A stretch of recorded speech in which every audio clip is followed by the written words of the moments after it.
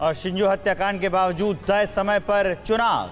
कल जापान में संसद के ऊपरी सदन के चुनाव हैं और वो तय समय पर ही होंगे।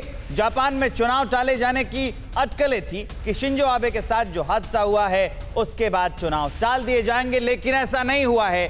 तय समय पर चुनाव होंगे। कल जापान में संसद के ऊपरी सदन के चुनाव हैं।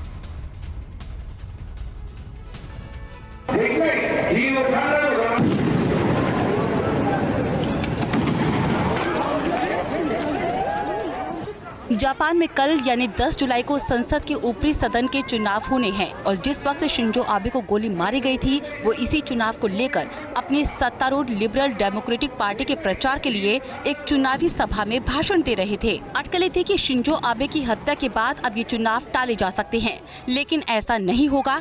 चुनाव तय कार्यक्रम के मुताबिक ही होंगे। जापान सरकार ने साफ कर दिया है कि चुनाव टालकर वो ये संदेश कतई नहीं देना चाहती कि उनका देश हिंसा के आगे झुक गया है। जापान के प्रधानमंत्री फूमियो किशिदा ने शांतिपूर्ण तरीके से चुनाव कराने के लिए अपने मंत्रियों को सुरक्षा के सख्त इंतजाम करने का निर्देश दिया है। अपने सबसे लोकप्रिय नेता को खोने के बाद जापान शोक में डूबा हुआ है। जापान के लोगों में शिंजो आबे बेहद लोकप्रिय थे।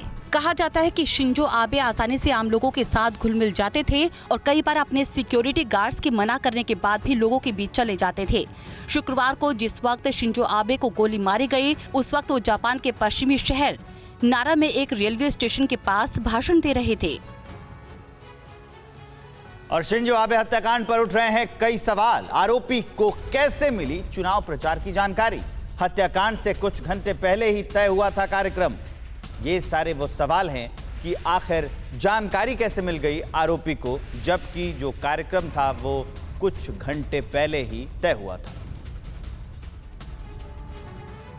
अपने सबसे लोकप्रिय नेता को खोने के सदमे से उबरने में जापान को लंबा समय लगेगा। शिंजो आबे के नाम 52 साल की उम्र में जापान का सबसे युवा प्रधानमंत्री बनने का रिकॉर्ड है। उम्र बढ़ने के साथ शिंजो आबे की लोकप्रियता घटने की बजाय बढ़ती चली गई। ये जनता का प्यार ही था जिसकी वजह से शिंजो आबे सबसे लंबे समय तक जापान के प्रधानमंत्री रहे। ऐसे में शिंजो आबे के निधन की खबर लोगों के ऊपर कहर बनकर टूटी।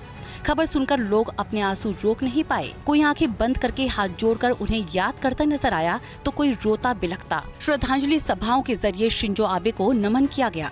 शिंजो आबे हत्याकांड को लेकर कुछ नए खुलासे हुए हैं। खबरें हैं कि शिंजो आबे का चुनाव प्रचार का कार्यक्रम गुरुवार देर रात को ही तय हुआ था और इसी जानकारी को हासिल करके आरोपी शिंजो आबे के चुनाव प्रचार की लोकेशन तक पहुँच गया था। बड़ा सवाल यही है कि आखिर आरोपी तक इस कार्यक्रम की इतनी सटीक जानकारी इतने कम समय में कैसे पहुंच पाई। और शिंजो के हत्यारे को लेकर नए खुलासे हुए हैं। हत्या के लिए कई दिनों से ये प्लानिंग कर रहा था। इसी साल जापानी नेवी से नौकरी भी छोड़ी थी इस हत्यारे ने। ये सारे खुलासे हुए हैं हत्यारे को लेकर।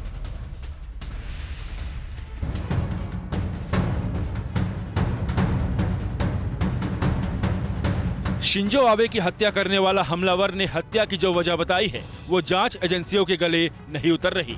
आरोपी ने बताया कि वो शिंजो आबे की नीतियों से इतना नाखुश था कि वो उन्हें मौत के घाट उतार देना चाहता था। जांच एजेंसियां इस वजह से संतुष्ट नहीं है और अब वो हत्याकांड के पीछे इंटरनेशनल साजिश के एंगल से भी जांच में जुटी है। इस बीच आरोपी को लेकर उसके साथ काम करने वाले उसके पूर्व साथी ने कई खुलासे किए हैं। इस शख्स ने कहा कि आरोपी तेत्सुया यामागामी राजनीति में दिलचस्पी नहीं रखता था और ऐसे में वो समझ नहीं पा रहा कि आखिर शिंजो आबे की हत्या और आरोपी के बीच क्या कनेक्शन है। खबरें आ रही है कि आरोपी हत्या के लिए काफी दिनों से प्लानिंग भी कर रहा था। पकड़ा गया 41 वर्षीय हत्यारा जापान की नेवी का पूर्व सैनिक रह चुका है। हेल्थ रीजंस की वजह से इसी साल मई महीने में नौकरी से इस्तीफा दिया था। शिंजो आबे पर नारा शहर में गोली चलाई गई और आरोपी तेत्सुया यामागामी भी नारा शहर में रहा करता था।